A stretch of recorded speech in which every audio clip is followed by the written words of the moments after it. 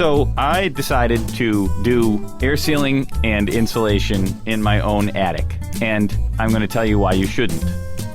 Here's my house. I want you to imagine things that weren't really there, like super dark clouds and lightning striking, because it was a bit of a horror story just to be there. It's 5 days of really nasty, really unpleasant. You know what you can run into in an attic? Have you ever been up there in an unfinished attic? I mean, just go up there for fun. You might have had squirrels up there, bird poop, dead birds, they'd gotten in. It's really not a great place to be, your attic. I rented the blower, the insulation blower, from a local hardware mega chain. The insulation blower had to be returned by a certain hour, so you've got to plan things out.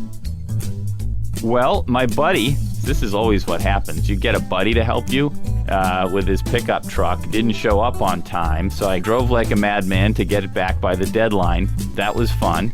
There was one person who helped me all along, who later decided to marry me. Why she did that, knowing that I would do projects like this, is a complete and total mystery. Here's Heidi.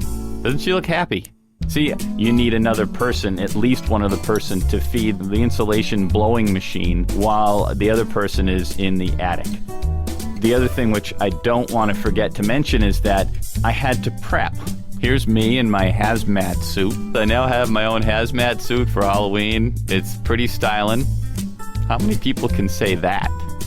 Once we started to feed the insulation up into the attic, I was basically stuck there because you can't just be opening and closing the hatch to your attic with all this stuff blowing around. So I had to prepare not to have to go to the bathroom for at least 4 hours, which is, doable, but you have to plan around that. You don't want to have to, compromise. You always have the ever-present danger of stepping through the ceiling because, of course, if there's no floor up there that's been finished, if you don't step on a stud, you're stepping on the ceiling of the room below you. Let's just go into the sticky, gross factor of it all. You're just doing stuff that you would just never normally do. Trying to pack little tiny, tight spaces with sticky stuff that's sticking to you, sticking to your gloves, sticking to what you're wearing, your coveralls or whatever, sticking to your mask, sticking to your goggles. It is the dirtiest job that I can imagine doing. You're just filthy when you get out of there.